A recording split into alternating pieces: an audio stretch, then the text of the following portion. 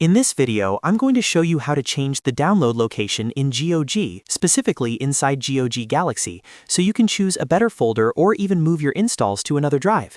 This is really helpful if your main drive is running low on space, or if you simply want to keep your games organized in a custom location.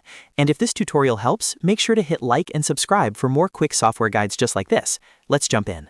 First, open GOG Galaxy on your computer and wait for it to load fully. Once you're on the main screen, look toward the top area of the app and click the gear icon to open Settings. This is where GOG Galaxy keeps all of its installation and update preferences. Inside Settings, go to the Installing Updating section. That's the area where you can manage how and where your games are downloaded and installed. Now look for the option labeled Default Installation Folder. This is the folder GOG Galaxy uses automatically whenever you install a new game. If you want your downloads to go somewhere else, this is the setting you need to change.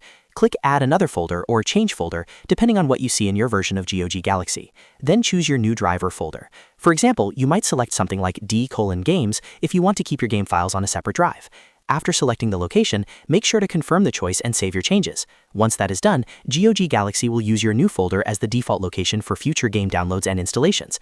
If you already have games installed, this setting will mainly affect new downloads, so keep that in mind if you're trying to reorganize existing files. That's all there is to it. In just a few clicks, you can change the download location in GOG Galaxy and keep your library exactly where you want it. If this video helped, please hit the like button, subscribe for more tutorials, and I'll see you in the next one.